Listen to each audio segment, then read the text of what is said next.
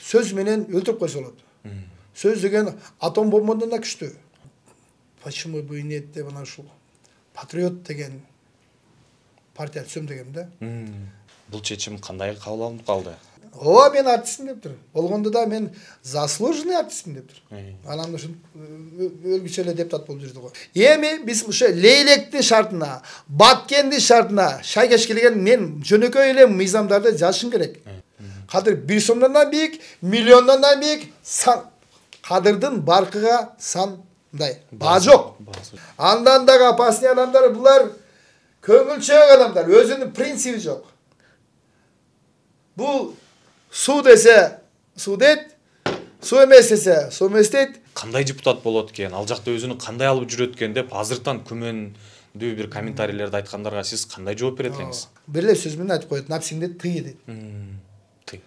Анан бизде Баткенде Лейликте да айтып, адиңден ашпа дейт. Мен баягы демөөрчүм дагы. Мен спонсорум да эл да.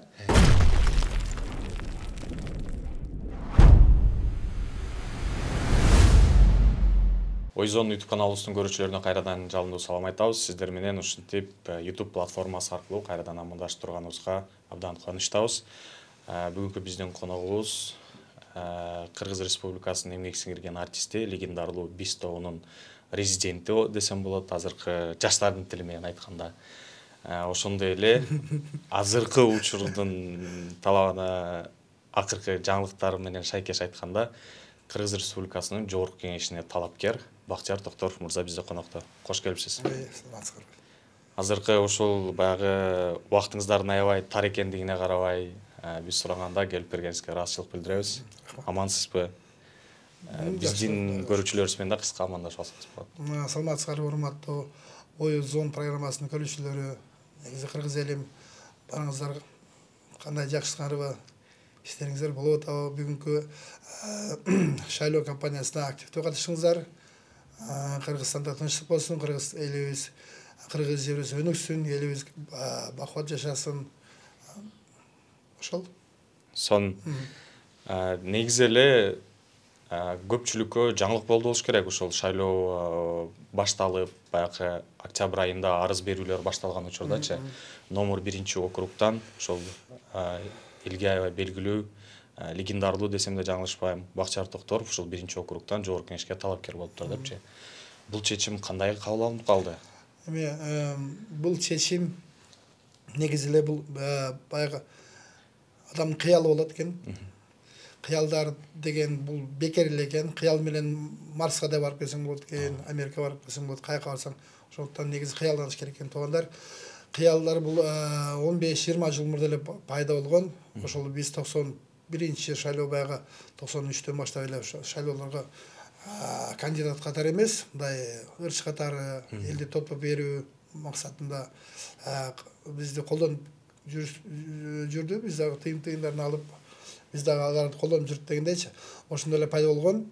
Анын негизи бул ушул 20 бул Кыргызстанда баягы маканан деп коебуз, жүгөрү нан деп жеп жүргөндө, мында кыргыз элине концерт коюп биз айланып жүргөндө жүрдүк, анда пайда болгон жок. Негизи анан уже Россиялап биздин мигранттар, мындай жумушчу, биздин эмгекчилер Россия тараптан жумуш издеп кеткенде ошолордун артынан да биз концерт коюп жүрдүк. Ошондо поездде баягындай убакыт болуп калат да, мындай 2 күн жүрүп каласың. Мисалы Иркутскден биз Москвага кеткенбиз. Ошол убакта ошол ой толгоо болуп, мен партиялар түзүлүп атканда мен өзүм дагы почему бы и нет деп анан ушул патриот деген партия түзөм дегем да.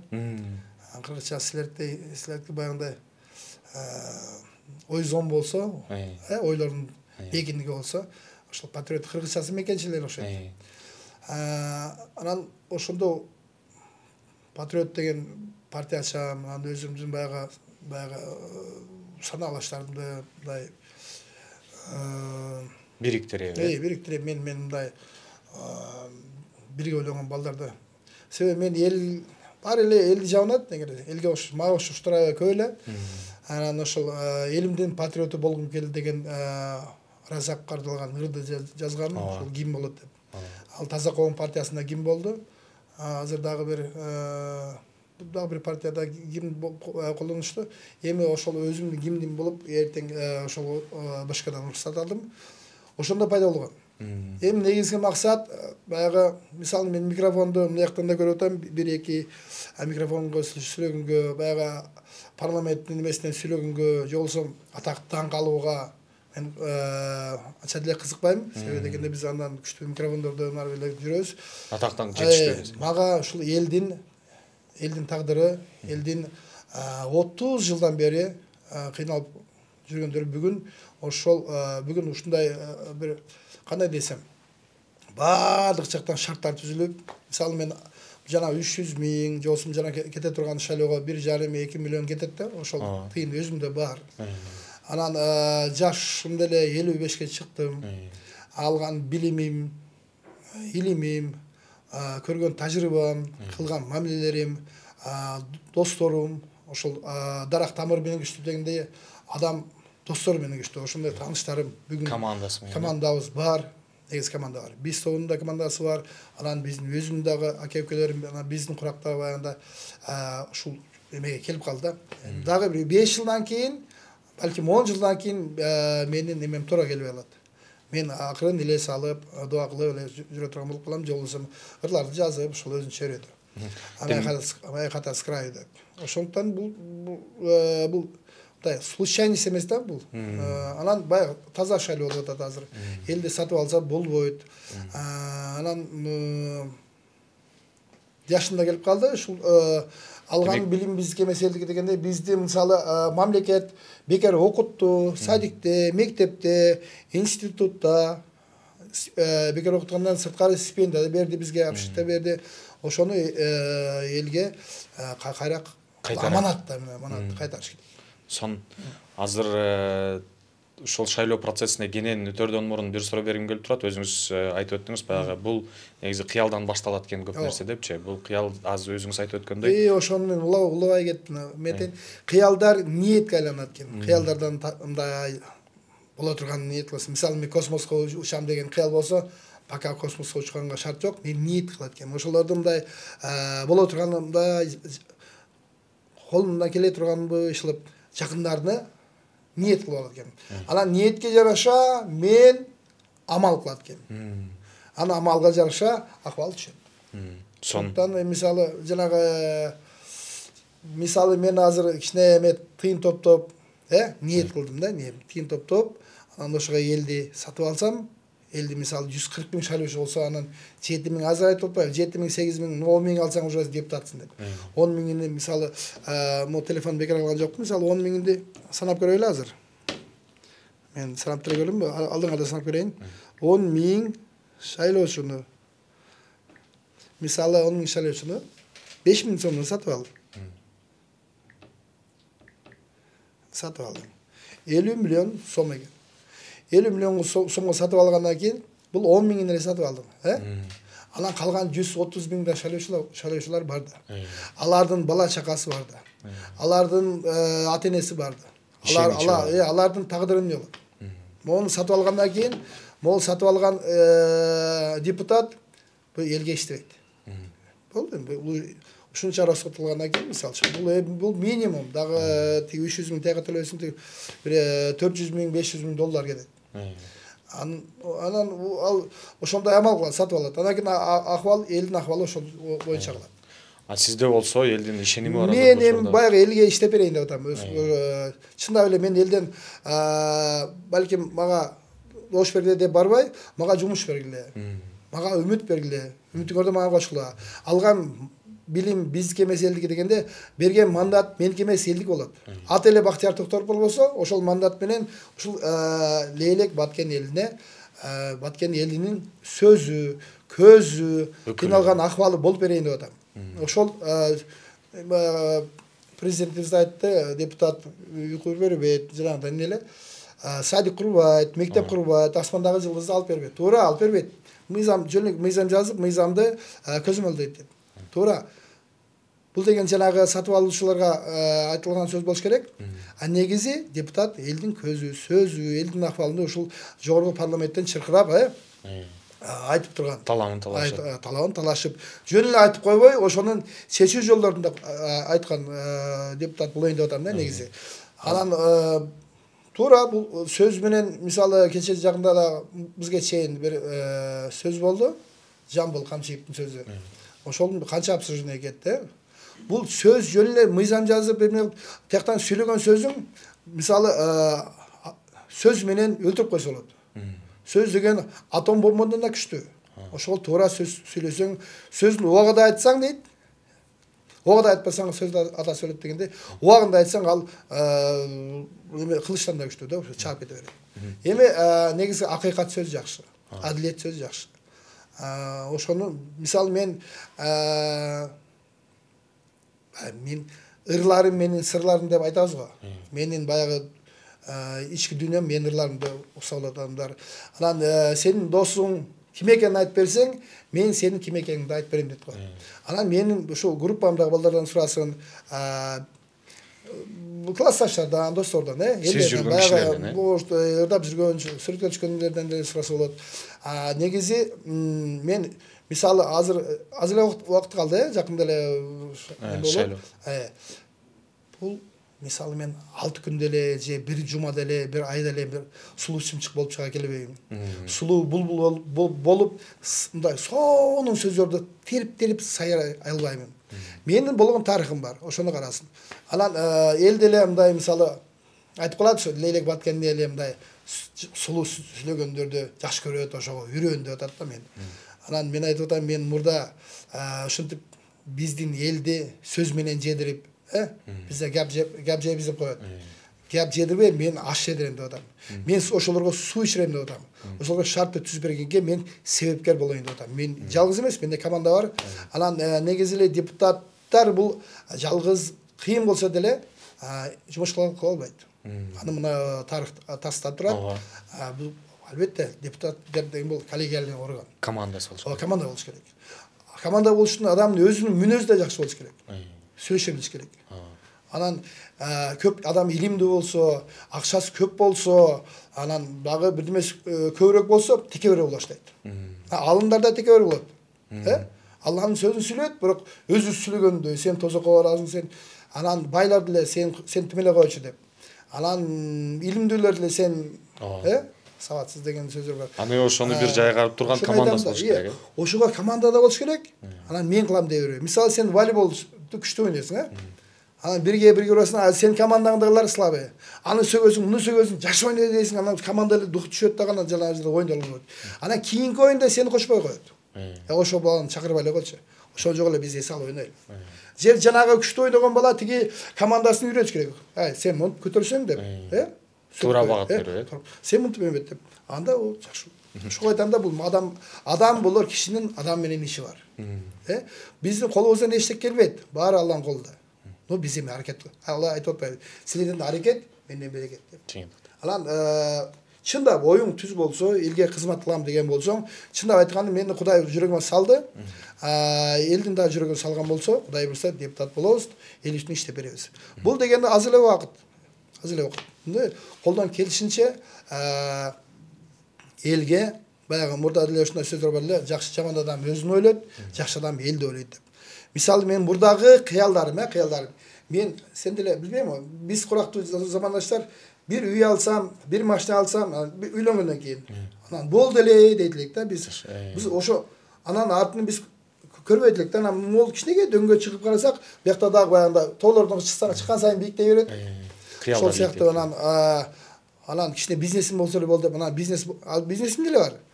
Бизнесим болсо болот. Анан бизнесим болсо деле, башкаң болсо деле карасаң, мындай машина минсең деле, иниңдин же агаңдын машинасы жок. Ага машина берип, буга машина берип, баарын топтосоң деле, клан деп коет да, Токторсан кланы деп, клан кылсаң деле бактылуу болбойт экенсиң.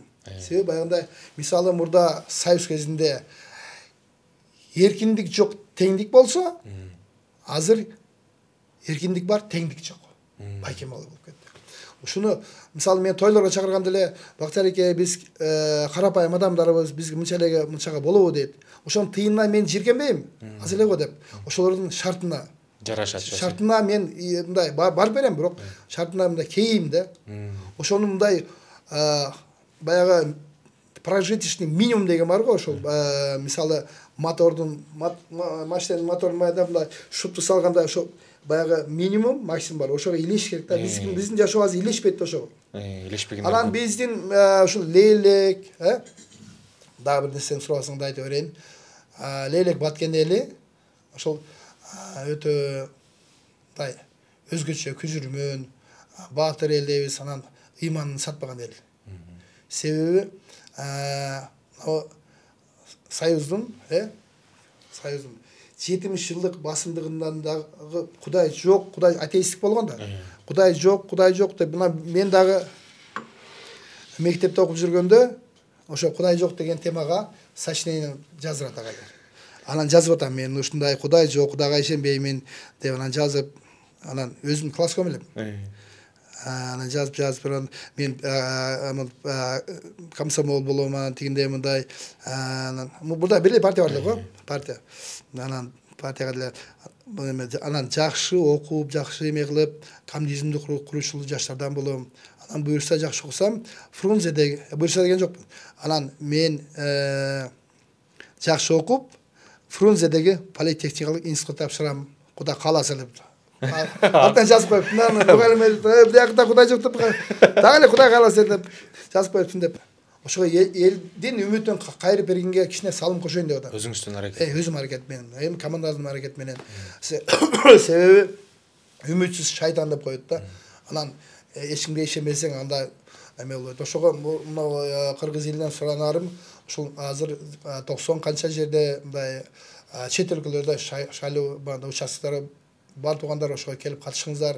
Ушул мигранттардын абалы өтө бүгүнкү күндө каралган жок да. Хотя посолдор бар, консулство бар, алар иши жок. Алар киргизбейт эле. Мен ушундай эле айта эле коеюн. Мен ошол мисалы мен мигранттардын эмесинде мындай не понаслышке мындай уккандан эмес, мен ошолордун ар бир шаарга бияктан эмеден баштап Алмата, Караганда, Астана, Кустанай, анан Челябинскке кирет элек. Челябинсктен биягынан Магнитогорскке, биягында чыгып 30 канча шаарларды биз айланып концерт коюп жүрдүк. Ошолордун акыбалын жанына көрүп жүрдүк. Ошолордун үйүндө жатып жүрдүк. Ошолордон жол кире бизге чыкпай калганда, ошолордун тыйын алып, кайра тыйын түшкөндө бияка салып, ошентип айланып жүрдүк. Бул мигранттардын абалы өтө оор, өтө эле оор. Анан буну ошол депутатка коердун алдыңдагы бир Москвада классташы менен сүйлөшүп калдым, Өмүр деген. Ал эме айткан, жанагы маршрутка. Анан да бизге да аябай кысып атат дейт, бизге да бу жакта уже бизди кысып койду дейт, биз кыйналып калдык дейт мигранттар. Анан айтып калдым, мени өзүм тамашалап эле айтып калдым эле. Мен өзүм депутатка коюп, мен силердин маселеңерди чечет окшойм десең, ошентпесин деп эле. Анан дагы кой келди. Анан балам да кызыгат ошо саясат, азыр 6 класс. Если вы меня выберете, я Кыргызстан сделаю деп. Ал жактан дагы баягындай ушундай аян берип ушул бүгүнкү депутатка койгону бул президентке койгон эмес. Жана биздин Мадайнада өкүлдөр да коюп атты го. Аларды эмес, мен оюм чыныгы элдик депутат болоюн деген бийик максатым бар. Сон негизи эле азыр сиз менен маекти көргөндөн кийин көрүүчүлөр да көпчүлүк айтат болуш керек. Анан жооп бергендериңиз да баягы мага окшогон алып баруучуларга аябай жакшы жооп берет экенсиз да. Бир эки суроо берип коюп күтүп, себеби кээде бизде болот, азыр кайсы суроо берет экен деп ойлонупчу. Анан бизге аябай ыңгайлуу экенсиз деп тамашалап коюп. Анан өзүңүз азыр аябай жакшы айтып өттүңүз сөзүңүздөчү. Мен аралаганмын, ошондон билем депчи. Менде мындай ой келди да. Көпчүлүк депутаттар ушул шайлоого жакын баягы азыркы 20 күндүк убакыт берилсе, ошол учурда элди араласа, көрсө сиз чармачылыгыңыз башталгандан бери эле элди аралап, ичинен билип. Ушу мен эл менен чогуу эле жүрөм. Ошону бир тактап алайлычы. Канча жылдан бери, кайсы убакта гастролуңуз башталды эле эл аралаганыңыз? Биз 90-жылдардан баштап эле ушул эмеге жага чейин эле мындай концерт коюп жүргөнбүз эмеде. Анан 90-жылдары активдүү. Ошол анда эми союз кичине тарайын деп ушундай болуп тараган деле билинбей, 91-жылы суверенитет болду го. Анан мен ошондо эле байкабай калдык да, биздин ушундай чоң заводдорду, чоң жерлерде мындай Beйлик башындагылар бөлүп алып турат, жиликтеп алып тур. Анан элге эчтеке деле кылбап тур. Сөөгүн урутуп койгончо сөөгү деле билбейм. Ана бүгүнкү күндө мисалы мындай ошондо биз эми баягы сайыс кезинде мына Көкжардан, мына Көкжарда эмне ушул Көкжар, ушул Көкжардан бизге анан тияк бияктан ушу Бишкектегилердин эме берген, участок берген баарыбызга. Баарыбызга эмес, бар элдин баарыга мүмкүнчүлүк берген. Алар алып бүткөндөн кийин, заводдордон кийин жерлер калган ошот, ушуну элге таратып коелу деген ошот. Ошондо алган жокпуз да. Биз эми бияка троллейбус келе берди. Как будто троллейбус айылда троллейбуста чоңойгондойчу. Мурда Фрунзеде окуган кыргыз улан жаштары бардыгы айыл апалардан келип, анан окууну бүткөндө кайра кетчү эле. Арасынан бир экөө эле калып кетпесе, баары кетип калчу. Себеби айылда мондай шарт бар. Шарттын баары айылда эле. Азыр мисалы билбейм мен бүгүнкү күндө мына Бишкектин жолдорунун кеңейтип атат, Оштун жолдору снос кылып кеңейтип атат. Анан дагы эле эмне болуп атат? Дагы эле машиналар станка жок да, дагы эле жолдор кичине болот. Неге? Мисалы Оштун тегерегидеги айылдар Нокаттан, 30 адырдан бар күндө машина келип Ошко тыгылып калат. Азыр машина ар бир жанагы баласы тетиге мигрант болуп жүрүп, келип бияктан той берип, ата энесине машина берип койгон. Бар машина менен келет, башты. Ошого Бишкекте деле мында бияктарга этаж үйлөр салганы менен Бишкек оңол болбойт. Бишкектен түтүн баягы эме чыгып атпайбы, атын эле мындай Смог. Түтүн деп койдум да. Түтүн да кыргызча түтүн, эми элге смог деп тарап калды. Ойзона дегендей. Түтүн. Ошол жок болбойт. Аны жоклабыз деп ар бирине благоустроение кылганча болбойт. Болгон менен Бишкекте машина көбөйгөндө, эл көбөйгөндө бияка метро кылыш керек. Анан кайра жерде эмес, жердин үстүнөн кылыш керек. Аны менен мен ойлойм да, аны менен баягыдай маселе чечилбейт. Маселе качан чечилет? Мисалы, айылдын инфраструктурасын оңдомойчу бул оору, бул көйгөй улана берет. Ошого биринчи мисалы айылдан башташ керек. Мисалы биздин Лейлек районунун Кулунду колхозунун коммунизм айылынан булам, азыр Агарык деп аталат. Ошол кайсы бир жылдары Исхак Разаков чоңотабыз. Ошо каналды бизде ылдыйда пас канал деп коет. Жогору канал. Ошо жогору каналдан биз сүзгөндү үйрөнүлдүк. Анан ылдый каналда ал ошо агызып мында турсаң агызып кетет. Суу аябай көп. Анан ошол жакта сүзүп үйрөндүм. Анан көлдө дагы бир конкурс болду эле, ошолдан биринчи сүзүп келдим да. Анан каналда сүзүп жүргөн. Сиз какта билесиз дейт. Сиз дейсиз. Айттым мен биз каналдан против чечемиз элек. Бул көлүн жөнүнө турбайбы деп. Анан мен сөз тема качып кетти. Ошол канал, мен эми жылын билбей атам, Разактын убагында да, Разак өлгөнү канчалык. Ошол канал көп эле жыл болду. Ошол боюнча турат. Канча 30 жылдан бери канча депутат келди, эмне жакшы сөздөр менен жедирди, баягы гап жедирди, кетти.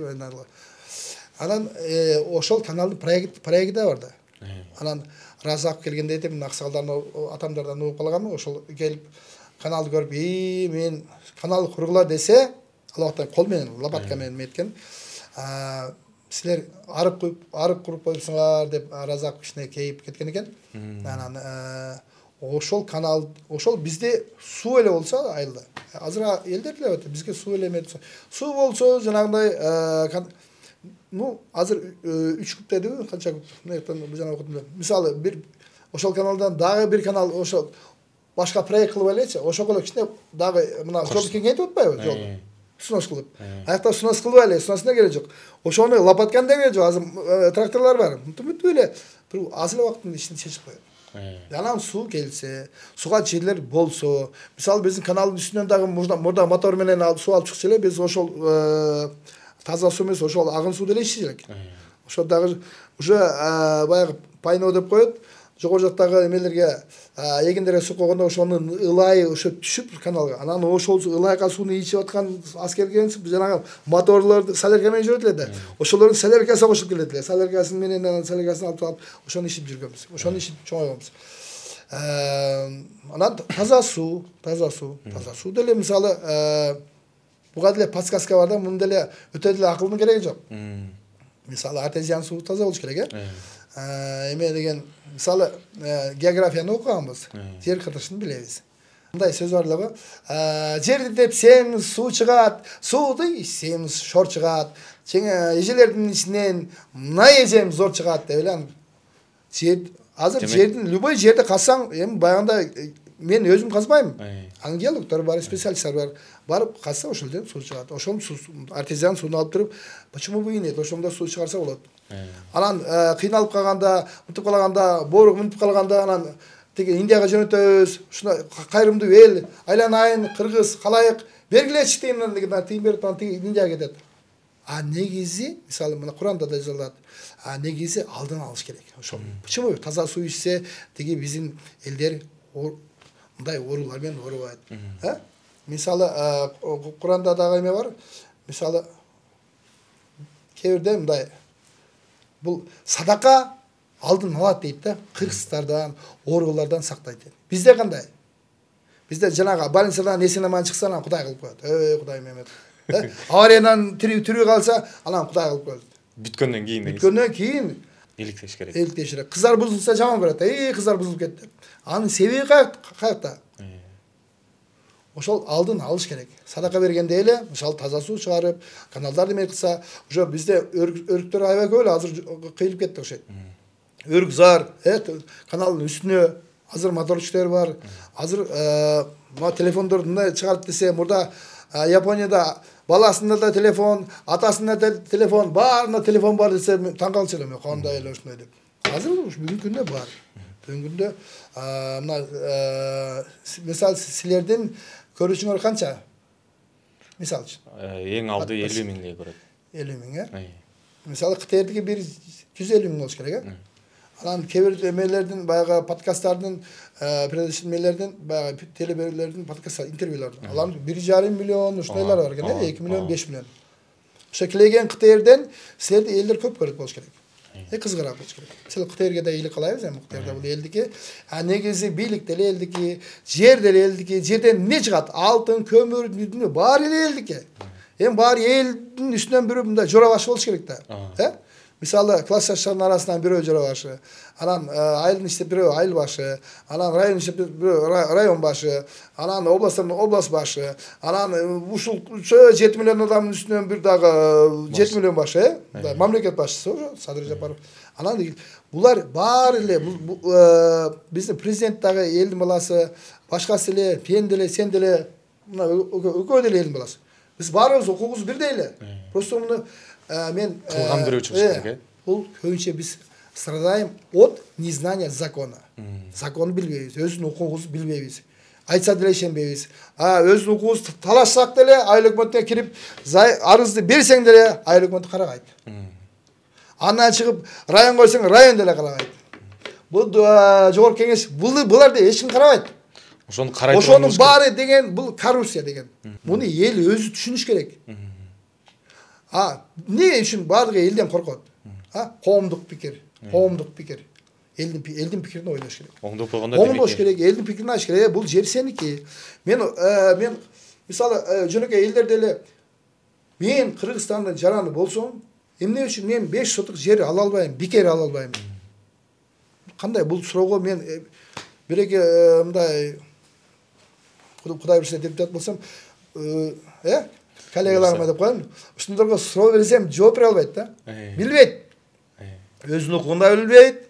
Мен мисалы азыр депутат только мыйзам жазылып отура берет экен, мыйзамчы болуп, бир депутаттын аябай эмелери көп, возможность көп. Мисалы президент гана элдин атынан сүйлөй алат, анан депутаттар гана элдин атынан сүйлөй алат. Мен азыр сиз өзүңүз байкаппы же байкабайбы кайсы бир деңгээлде программаңызды айтып койдуңуз десем да болот да, аябай кенен кесирчи. Ошого жараша сиз баягы 1-округтан талапкер катары болуп аткандан кийин ошол округга жараша бир тагыраак суроо берейин. Сиздин оюңузча азыркы учурда ошол 1-округ Лейлек, Баткен райондору, Лейлек району толугу менен ушул жактын негизги артыкчылыктары кандай, кайсыл жагына көбүрөөк басым жасаса болот жана негизги бир көйгөйлөрү кайсылар? Негизги көйгөй эле суу башуу, мындай эл баш болгончо суу баш бол дейт. Сууну туура пайдалануу. Анан ошого сууду туура пайдаланып пайдаланалы десек, мыйзам жол бербейт, же аким жол бербейт, же башка жол бербейт, мисалы үчүн. Аким деле жакшы болуш керек азыр. Негиз айтам да. Ошону мисалы биздин мен эмелерге да барып келдим, өзүм мен Кудайым буйруп. Египетке барып келдим, Меккеге барып келдим, Медина. Алар эми Кудай каргаган жерде дегенде эле да мындай. Эчтеке өспөйт, мындай. Анан ушулар бизден жакшы жашайт да. Алар өздөрү мындай бирдемелерди куруп, мисалы Дубайда тетиге деп коет баягы. Башня куруп турбу? Бурж Халифалар. Бурж Халифа азыр стеклянный город курап жатыр. Ошону көргөнгө мынактан барабыз, эми бар. Ошол жерде селфи көрүшүп, ой зона дегенде. Hello да. Ассаламу алейкум ва рахматуллахи ва баракатух деп. Бул билбейм, идеология кайга баратат. Идеология азыр эптеп эле мына мисалы Россиядагы кыздар болсо айтат экен, силер эриңди ээрчип жүрөсүң, балаңды төрөп, бул жака кел, жашоо бул жакта өзүңдү ойлон. Кара, мен Москвада, тиякты бияктасы, мол булар деле ажыраштырып берип атат да.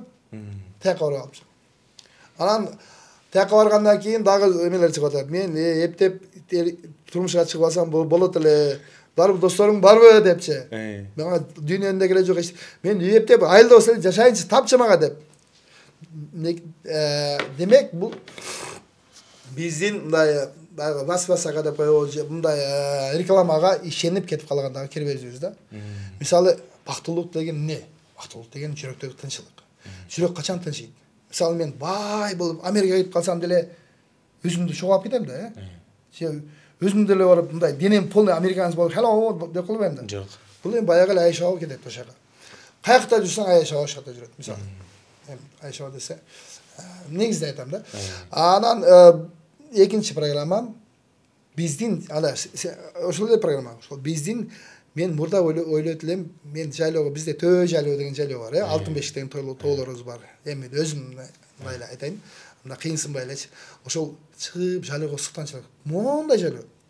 Алан жайлоо мен ойлойт элем да, төрк эле жайлоо десе, ошо Лелектин жайлоогун эле элестете берет элем да.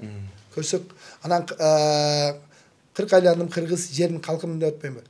Баягы Лелек дегенде. Кыргыздын бар жери керемет экен. Бардык жерлерде суу, жайлоо, тиге бирок ошону ошону иштетпейбиз, бизде мындай иштетейин десең, дем ошого мындай ишенип иштеткен киши керек да. Мисалы Бишкекте ташка айдаган, Москвада мисалы Лелектер биринчи келтирип Бишкекте Мадина базарында, Ош базарында ташка айдап жүрдү. Биринчи баткенттер ушул Москвага барып көчө чыгып барды. Ошонтип кичине бутка туруп азыр жакшы эми, алхамдулилла. Кудайга шүгүр.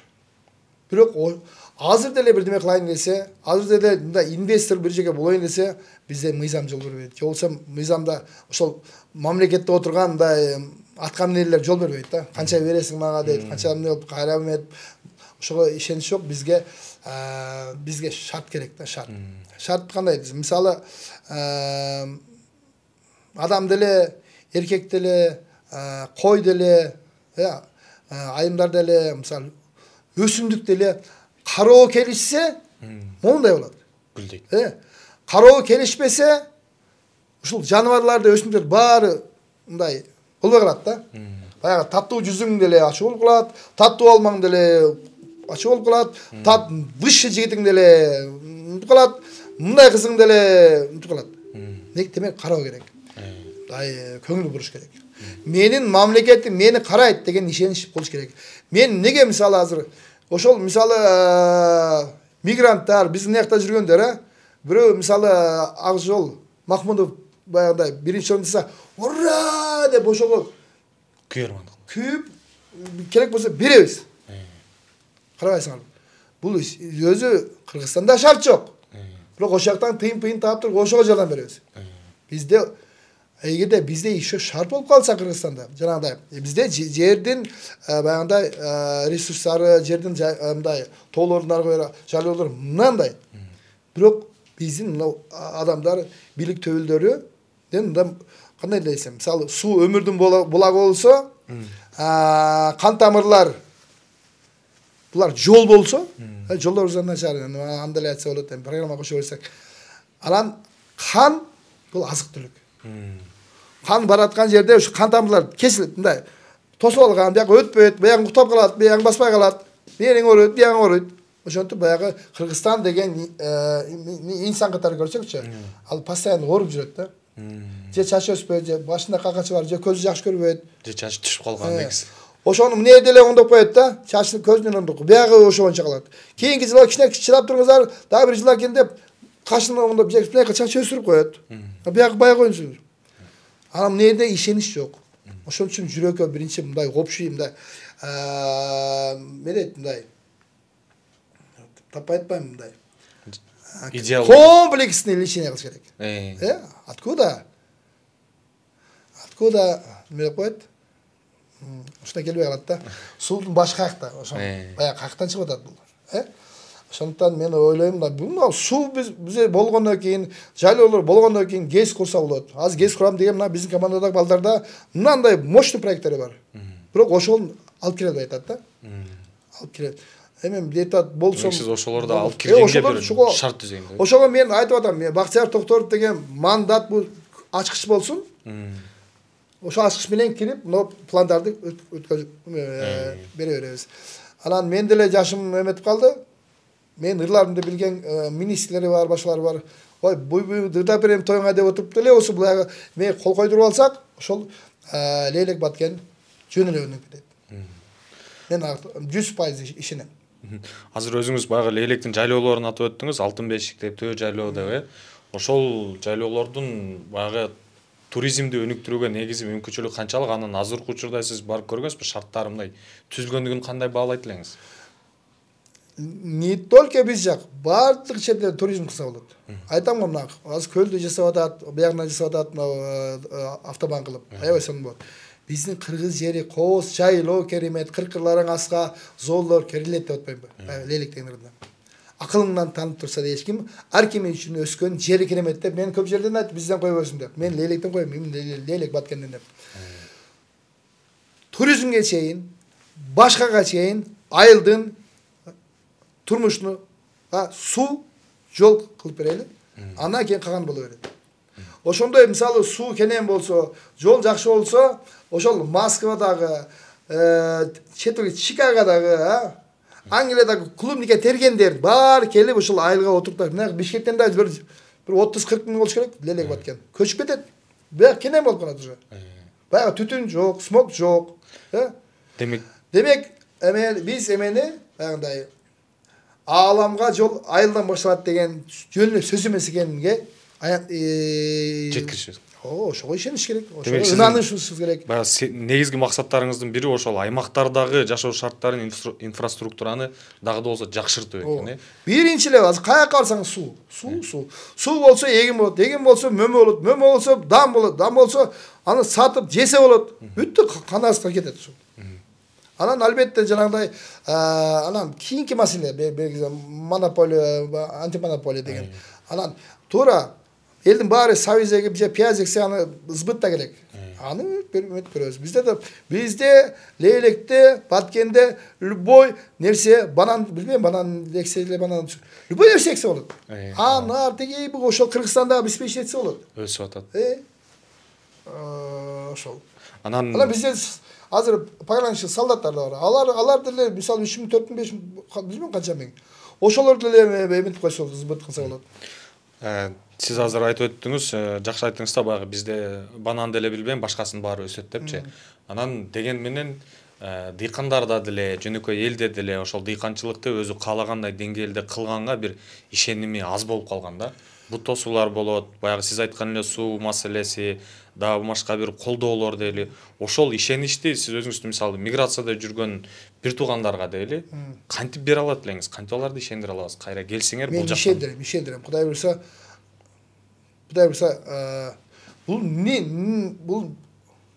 бул просто жана коррупция, тааныш билиш.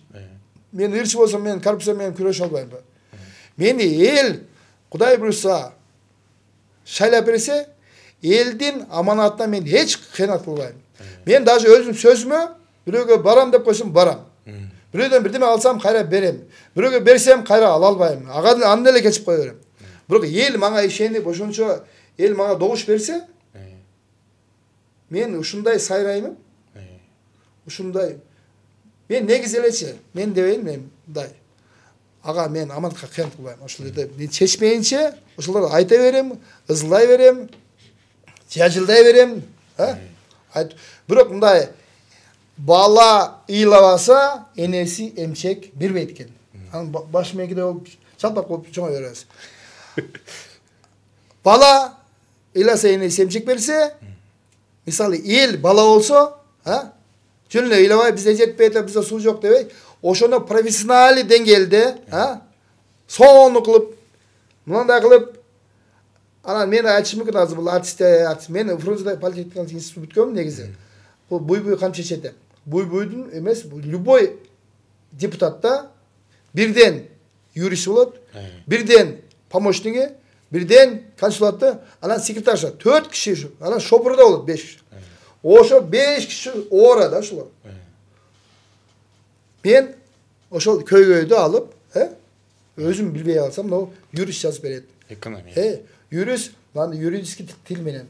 Помощник, ошону соону кылып жазып, анан ошол жерден окуп айтып беребиз. Эми бул деген анан профессионал деңгээлде, баягы депутаттын деңгээлде окуп берсем, ал жерде угат. Мен эми мындай асмандан алып, дегенде мына айтпайм да, ошол элдин көйгөйү. Айтам, биринчи эле очут 30 жылдан бери чечилбеген суу маселеси, таза суу маселеси, жол маселеси. Анан калган туризм, мындай эме этажный үйлөр, мындай башня, анан кийин ал. Биринчи мына суу чечели, Кудай буйрса. Сон сиз азыр өзүңүз айтып өттүңүз да, эл мага аманат кылып берсе, мен аманатка кыянат кылбайм депчи. Ошол жерде азыр менде ой келди, сизде дагы бир чоң бир риск турат да. Себеп дегенде ушуга чейинки сиздин топтогон кадыр баркыңыз, баягы Бактыяр Токторов, легендарлуу урчу деген атыңызды да ортого салып келатасыз да. Бул да болсо чоң риск да.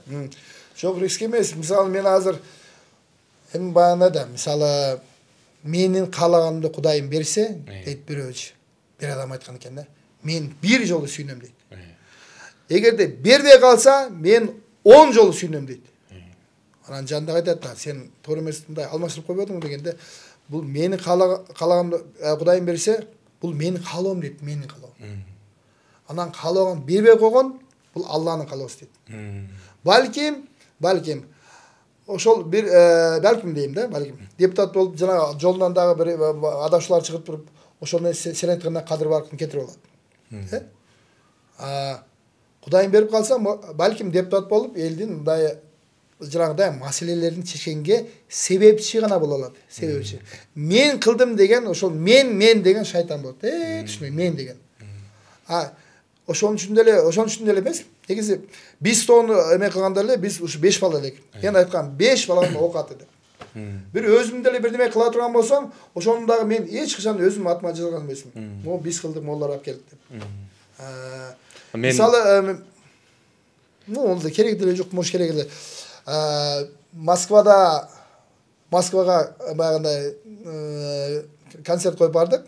Мында мигранттарга ошо. Аны экөө ошону мындай баш коштуруп коелу. Кудай жолунда булар эми бактылуу болсун экөө деп. Анан биз барганда жакшы болду, как раз деп лелектик акелерибиз, абаларыбыз, айшаларыбыз. Табайда анан биз ырдап бере турган болдук. Анан Москва Рикага барып ошо тойну ошо жерде өткөрөлү дейт да. Москва Рика Москвадан тыш чыгып таяк экен да. Анан ушу токойлорду аралап анан бир жерге келсек, ошол жерде армяндардынбы, грузиндердинби, ошолордун кафеси бар экен. Уреки деген ушундай. Алыс эле. Анан ошо жака барып анан тиги болуп мындай чай ичип, агынан кара иш кылып, баягындай ырдап атасыз. Ырдап эметесиз. Анан ошол жерде эки бала бар экен. Бирөө көлдөн, бирөө Баткенчи экен. Баткенчи деп койду да. Анан таанышып койдук, анан дагы келип, кайра кетти, анан экөө урушуп кетти. Кой деп коебуз. Көрсө ошолор ошол жерде 3-4 жылдан бери ошолордун колунда кул болуп, малай болуп калыптыр. Паспорттарын алып коюптур. Акчасы жок. Ошол жерден аны ыйлабады бизге. Бактыяр эке, эптеп биздин паспортту алып, Казанский вокзалга салып бериң, биз бетте чарбы койду. Биз сабайт дейт, башка кылат дейт. Мындай 20 21 жылбы 21 жылда Москвада малай азыр деле ошондойлор көп биз билбейбиз ооба. Анан паспорттун берди баягы биз эми 15 бала 25 бала баягы тойго келген балар 50 дейбиздер. Ошол барып давай бер деп орусчаны кичине айтып тилердин паспорттарын алдырып давай акчасын да бер деп акчасын да алдырып Казанский вокзалга алып келип салып койдук.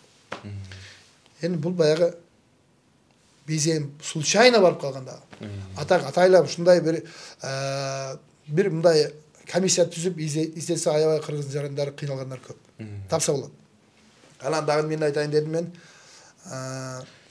Сен сурап берчи. Мен байкы суроомду балким бир аз туура эмес багытта берип сиз түшүнбөй калдыңыз окшойт. Мен Бактияр Токторов деген атыңызды толук баягы тобокелге салып барып атасыз деп атпаймынбы? Ал дегеним өтпөй калсаңыз эмес. Сиз депутат болуп калсаңыз буюрса, болсоңуз, сиздин атыңызда кошумча жүк болуп атат да. Эгер сиз айтканыңызды аткарбай койсоңуз, анда бир аты чыкпаган депутат аткарбай койсо бат эле жабылып кетпек да. Жок, аткарам мен. Кудайга мен себепчи болом дедим го. Мисалы мен Бактияр Токторов деген баягындай легенда Банакова деген аткар ал жүрө берет. Мисалы мен ошо биринчи биз тобу канча кал дебейсиңби? Биз студент кезде жаштарбыз эми. 20 жаш ушундай.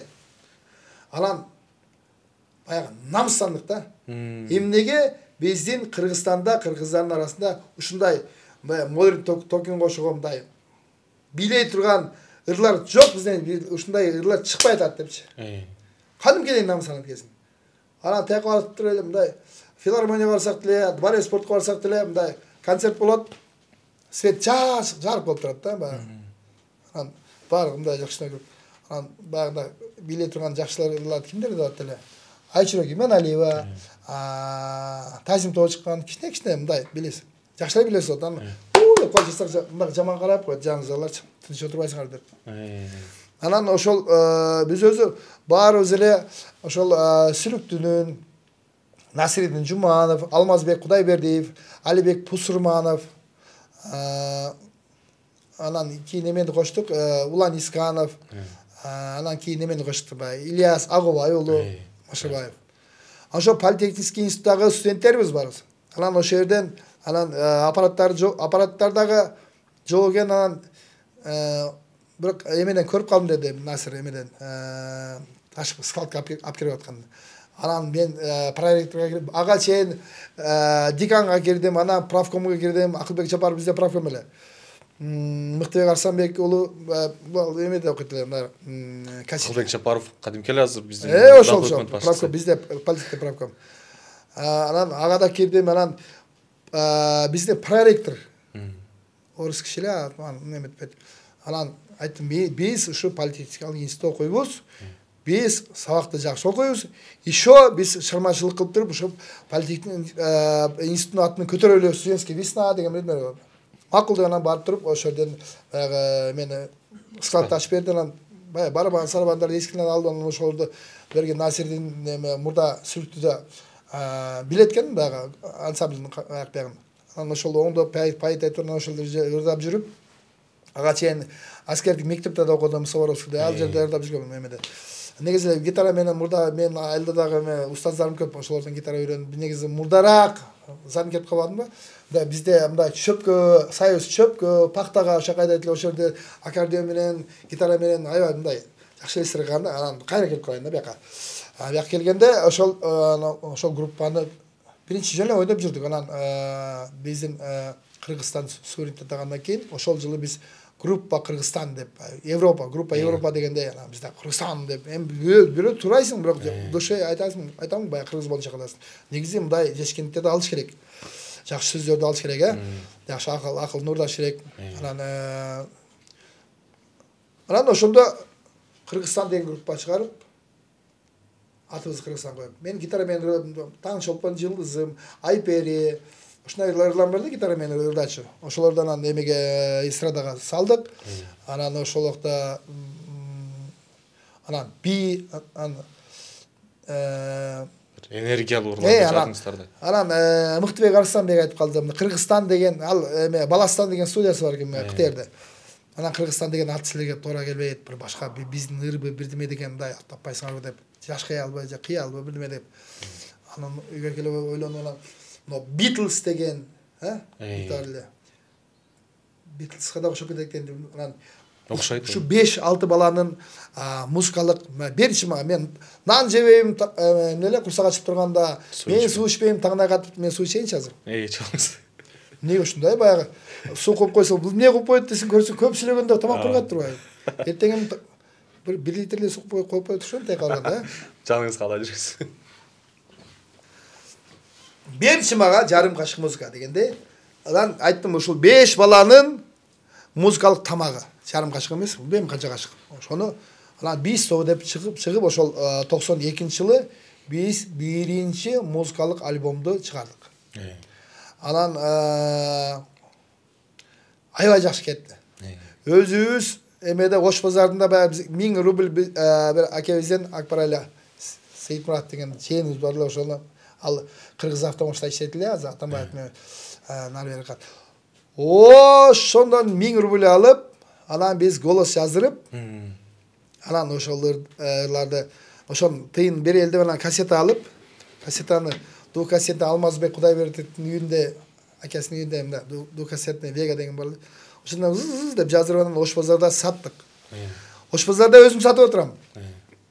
Эми баягы көчөдө эле мына колонканы коюп. Анан өткөндөр бул кыргызча деп. Кыргызча эмес дейин десе, кыргызча дейин десе стиль мындай башкача. Европейский. Ойзона деген да, ойзона. Вау дегендей. Анан ошентип кызык анан бул биздин биринчи альбом миллиондон ашык тираж менен сатылып кетти. Биринчи альбом. Ошондо мен бизнести түшүнсөм, балким ошол кассетаны сатып эле миллионер болуп кетсем болот эле. Атамбаев менен бирге эле миллионер болот элек да. Ал ошол Союзда доллар миллионер болгондор мен деле ошондо эгерде менде ушундай мындай бизнес мындай кандай десем менеджерский мындай деп коет IQ бирдекелер дегенде. Ал убакта биз ырдасак эле болду эле. Башкасына кызыкпайт. Башкасына кызыкпайт. Үй жок, квартирада жүрөбүз. Жок, мына акчаны ойлоп оптук да. Ошол убакта эле биздин кээ бир курсташтар бизнес кылып, кийим сатып, кийин арак сатып, кийин спирт сатып бирнеме болуп кетти. Ошондо эле эметпейбиз да биз ырдап. Эми баягында кыргыз эли бүгүнкү күндө бизнести билди, бирок тыюлар аябай көп. Ошого бизде мындай кичи бизнеске, бизнес деген иш да тур. Бизнес. Ишкерлик деп айтылат. Бизнес десең эмне экен десең ол жумуш эле экен. Бизде ошол кичи ишкерликке деп малый бизнесим деп коет кыргызча. Ошол малый бизнес деп эл түшүнөт ошол. Ойзонан түшүнгөндөн кийин анан кичи малый бизнеске, чоң бизнеске обязательно нихо деп тияктан түрктөрдү Канададан алып келип алтынды каздырбай, балким өзүбүздөн эле балдарды коюп иштейин деген. Бүгүнкү күндө бизде Кыргызда ошол тачка айдап жүрүп, көчө шыпырган балдар уже миллионер болушту. Доллар миллионер болушту. Ошолорго шарт, ошолорго андай закондуу түрдө шарт түзүп берсе, ошол заводдорду айылга курат. Жанагы ГЭС курсун, анан кийин шебен завод курсун, анан тетиги цемент заводу курсун. Бизде мисалы Лелекте цемент да бар, башкасы да бар. Баягы Менделеевдин системасынын андан да көп Менделеев тааныбаган эмелер да бар, ресурстар бар. Акым деле жасайт. Бизде көмүр, нары бери ушул элдик экен да. Анан биз бир-эки адамдыкы деп анан биз Англияга клубникке терип, же болбосо Москвага бирдеме барып, же Кытайга барып, баягы сабырдуу эл экенбизде, мисалы мамлекетти коюп, мамлекетке тийбей, ошол жака барып иштесек деле, ал жакта да кысып, ал жактан акчамды бияка салайын десең, 100 000 рубльдан сырткары салсаң болбойт. Мынча процент. Азыр мисалы мага Россиядан 100 000 рубль салса, 10 000 рубльдү алып коет. Эми бакалавр же российский бакалавр билбейм. Курстун да таасири болуп калат. Жөн эле 10% алып коет. Унчукпай эле каласың. Бул жөнөкөй эл көтөрүлө десе кайра башына барат да. Анан ушул закондорду эмне болуш керек? Азыр эмнеден коркобуз эми? Ошону айтыш керек, ошону элге түшүндүрүш керек балким. Бул нерсе баары биздин өмүрүбүз эле убактылууда. Анан бир иш кылып алсаң, бир иш мисалы бир жаман иш кылсаң, мына байып келсең деле, мындай самосуд деген бар. Өзүң эмне деп коет ушунду кыргызчасы? Ойзонадан котопечи. Самосуд деген өзүн өзү жазалоо. Жазалоо. Суд деген жаза эмес да. Сотто өзүңдү өзүң мындай өзүн өзү тейлөө, өзүн өзү эми самообслуживание. Соттоо десек эле туура болот, өзүн өзү соттоо. Өзүн өзү соттоо деп коелу. Өзү жазалоо десек да болот. Эгер бирөөнү өзү жазаласа, өзүн өзү жазалоо. Өзүн өзү жазалоо. Жазалоо мейли. Бирок самосуд мисалы самосуд деп коелу. Ошол өзүң макул болсоңчу, ошол сени жеп бүтөт да.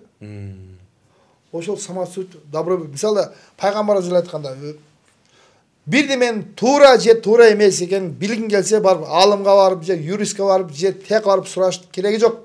Примерди айтып атам мен. Ата юрист эле болгон жок. Бирөөдөн сура. Болгондо жүрөгүңдү тыңша дейт. Жүрөгүң добро берсе, кичине мындай күмөн болсо дейт, ошол туура эмес дейт, ошону кылба дейт. Ошол күмөн, шек күмөн жок болсо эмне эрдиңде? Болдук. Ошолда баягы фейс контрол деген бар ошол жерде. Барып акча экен бир мактап койду, сен билип турасың. Ушуну макта берсем, бул көңүл ичинде. Бирок мактабай койсом, көңүл ооруп калат, мактасам, тиги өзүмө зыян келип калат деп.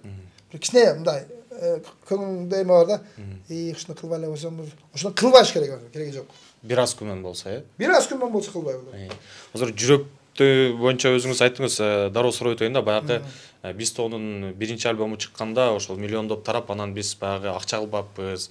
Биздин негизги максат ошол ырдап эле кызмат кылып жүрүү депчи. Ошол жеңил, мисалы ошо кыргыздын ырларына кыргыздар бийлесин. Азыр бүгүнкү күндө биз максатыбызга аябай эле жеттик. Бүгүн күндө аябай ушундай кыргыздын жаштары мындай ырлар чыгарып атат.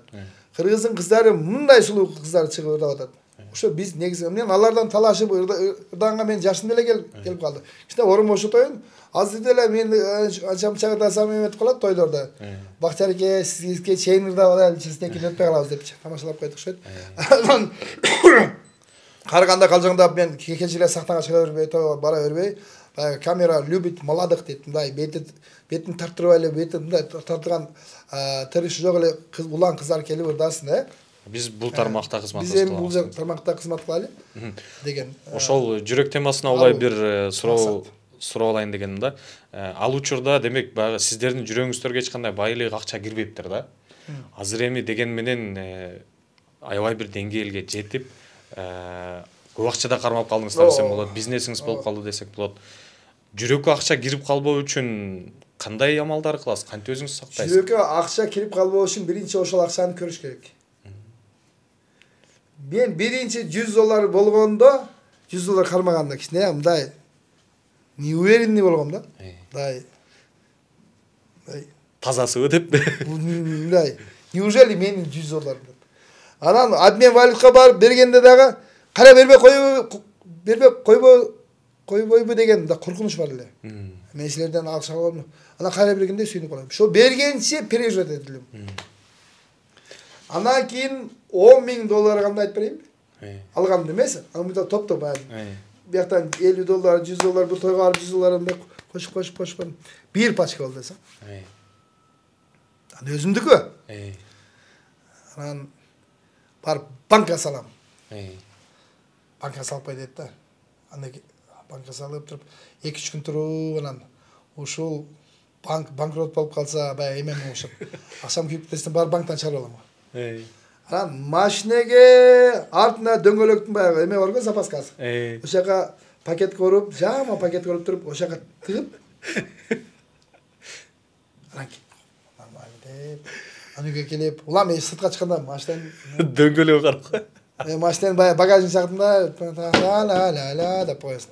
Анан көчөдө бир сум жанына бир неме коюп койсоң деле, улам келип машина өзү $1,500 турат, а тиякта $10,000 мындай ичинде турат.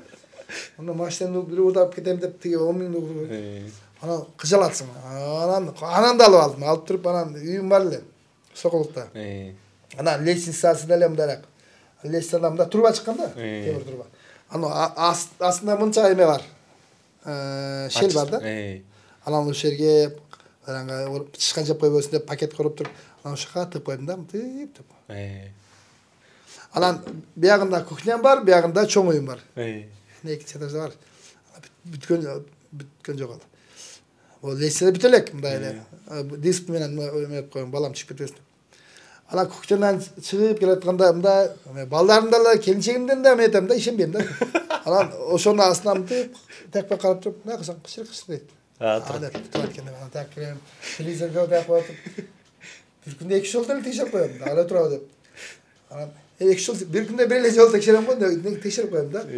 Анан тышкан жеп койбойбу деп коем да ошол. Анан Ошко тойго кетип атам. Самолет менен. Самолет менен баратсак, анан күн күркүрөдү, жан жаады болуп. Конуш керек эле, баягы самолет мынтип калды. Анан ошол жерде мен өзүм жанынан корккон жокмун. Мен баламдан деле корком. Эч кимден ата-энемди да ойлогон жокмун. Мен ой менен жанагы акча, самолет азыр авария болуп өлсөк, ошол акча. Ну ладно деп коем, өлсөк өлдүк. А могу акча калып кетет деп атам да. Бул акчаны се аялыма айтып койбоппун, алып балдарга колдонуш керек. Анан эч кимге айтпай койдум, айтып эле койбоппун деп атам да. Анан кайра коноюм десе кайра коно албайт да. 2 жолу араң конду. Конгондон кийин ух деп анан кайра бужак келген ошол акчаны алып, үйдүн алдыга полный бизде дунгандардын навеси сонда. Анан мен алардын да мощный навес кылып, астын полный брусчатка, биягына алма салма эгип, айландырып, шлака эме, пискоблок менен айландырып, тосуп, аланбай акчаны түгөнтүп, анан успай болсо. Бул сөзүң мен неге айтып атам? Азыр мага ошогон дагы бирөө акчаны көрө элек бирөө депутат болуп калса, жанагы $10,000 эмес, $5,000 көргөндө шайтандап калат. Кнопканын 5-6 тоннасы берет. Бул дегеним, бул депутат болгон киши деле мындай акчаны көргөн, кармаган, билимди алып кармаган, ошол киши сатпайт дагы, сатылбайт дагы. Анча мынчасын азырылбай, ошол мисалы мен элди сатып ала турган болсом, акчама мисалы 10,000 эле кишини. Анан мен сата берем, акчам чыгарыш керек да. А элдин эмесине мен добушуну, мен аманатка алган болсом, ага мен кантип сатып берем мен? Менде мына жол бербейт. Менде бул дүйнө акырет элдин рызкысын мен ойнош болбойт. Ошого мен мындай дагы учкул сөздөрдөн өзүм баягы ойлоно бергенде ушундай сөздөр чыгат да, баягы жазгандай. Элдин жүгү оор. Аны көтөрүп жүрүү бирок дейм да, бирок аны көтөрүп жүрүү сыймык.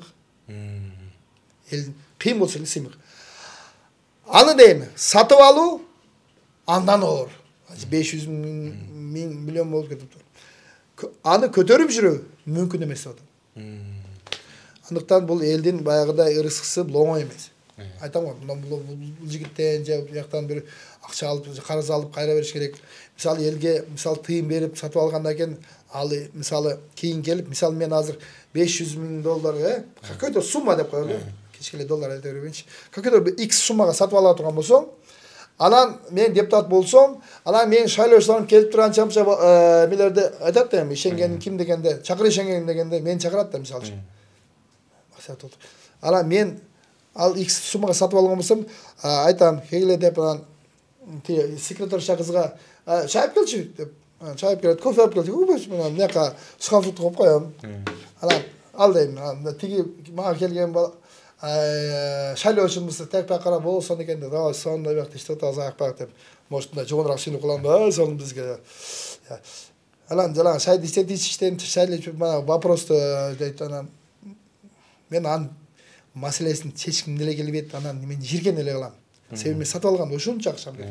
Анан айтам, Айбек, иштериң жакшы экен. Мына саат 8-де бизде собрание бар, заседание. Анан бул вопросту коюп коер, мен эметип биз карап көрөбүз. Карап коем деп коесуз. Мен юристтерим бар, тек алар карап мындай эметип коет. Анан мейли дейм. Болуп берет деп аны технично кагазга ороп, мен барчары деп коем да. Сатып ал. Бар эле ар деп коем ошону. Эми сөгүнсөң туш келбей аткан. Ошондуктан элге кайрыларым азыр бүгүнкү күндө мына мага эле эмес, баардык шайлоочуларда өзүңүздөр карап көрүңүздөр. Мен дагы бир эме учкул сөзүм бар, мисалы андай айтып берейин. Буйлап айтам арманым. Бил албайм чынын жалганын. Буулугуп барып токтодум. Жүрөктү жүрөк тандасын. Кудайым буйрса, жүрөгүңүздөр каалаган адамга добуш бериңиздер.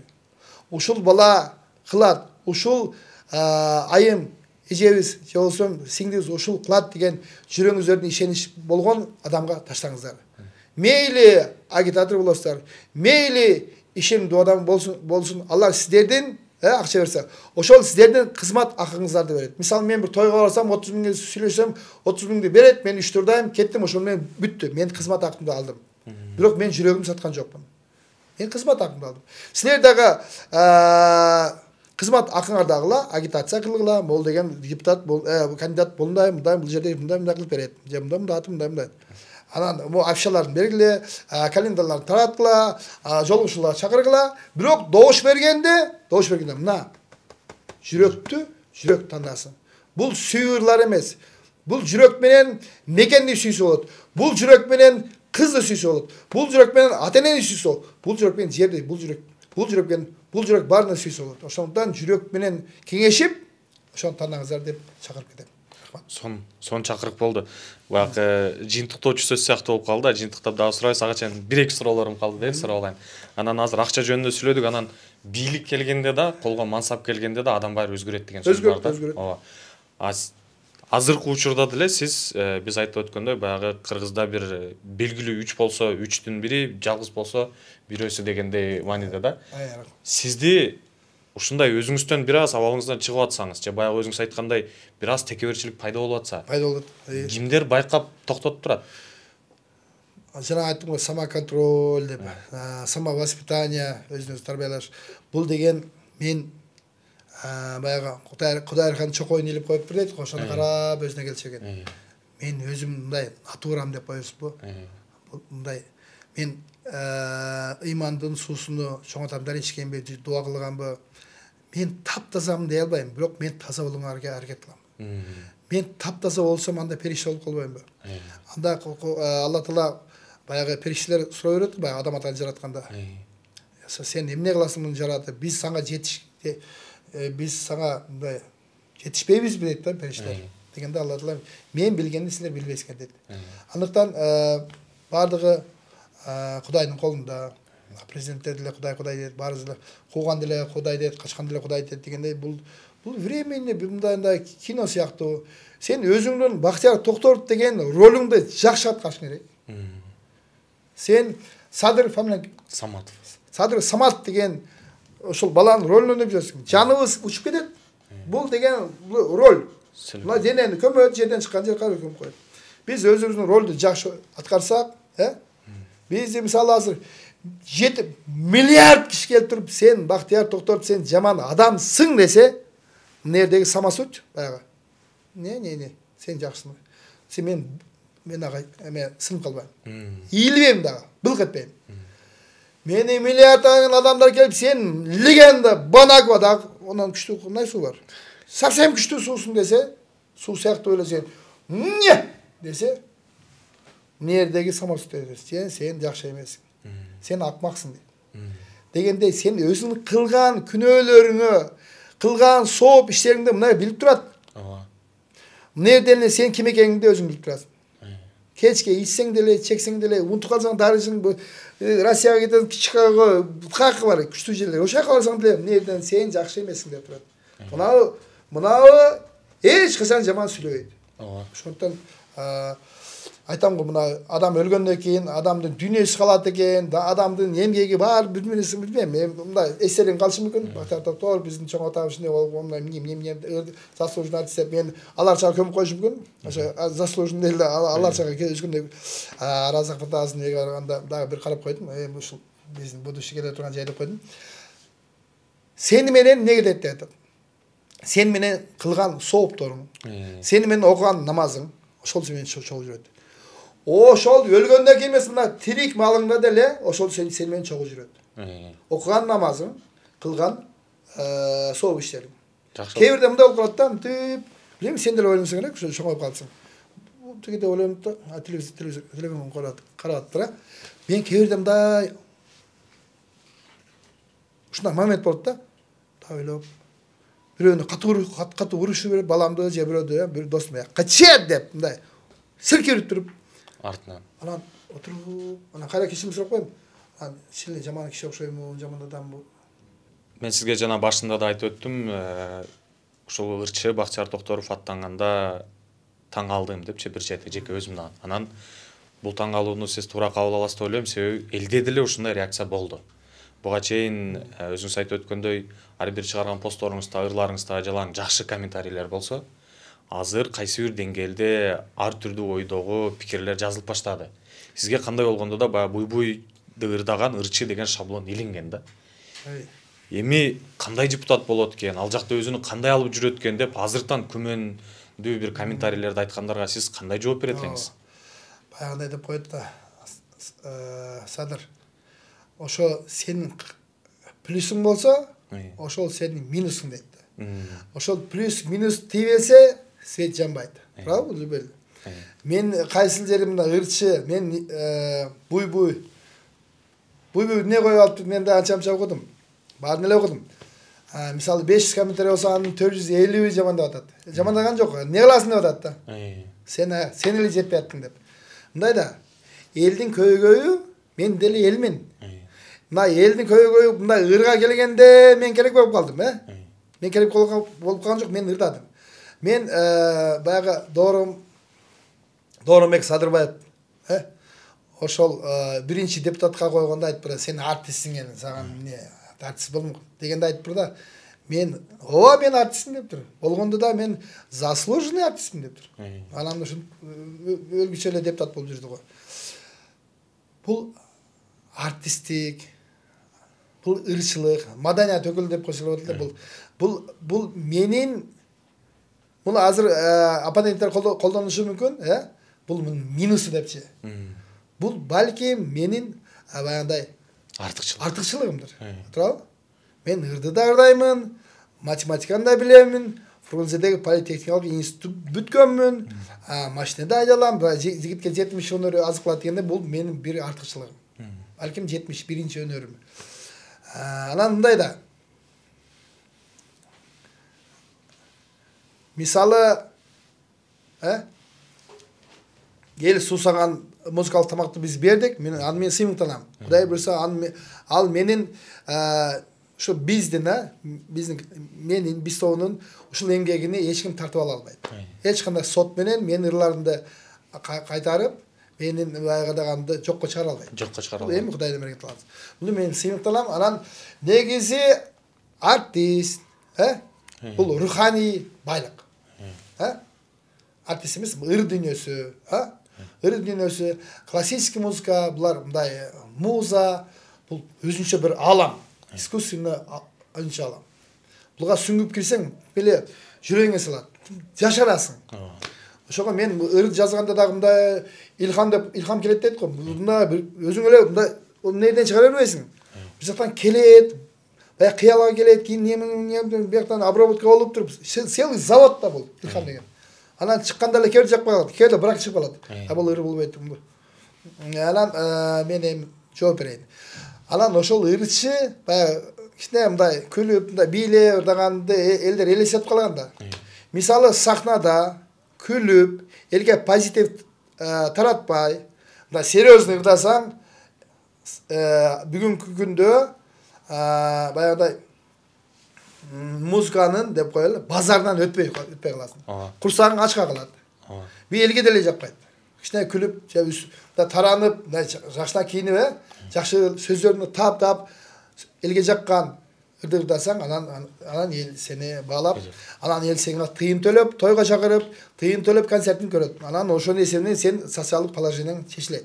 Материалдык положение чечилет. Машина аласың, үй аласың. Бул барып, мына мен 92-жылы баштаган болсом, мына жакында эле 5 жыл эми эле болду. Эми эле мен өзүмө баягындай материалдык эмеден өттүм. Жанагы эмеге чыктым да, бир тепкичке чыктым. Анан тепкичте толтура. Анан Кудай буйрса депутат болсом, мисалы ырчы болгондо жанагынтип, мисалы буй деп ырдасаң, ошондо эл кабыл алат. Жакшы көрөт. Анан ырдаганда да мен фонограмма ырдаган эмесмин.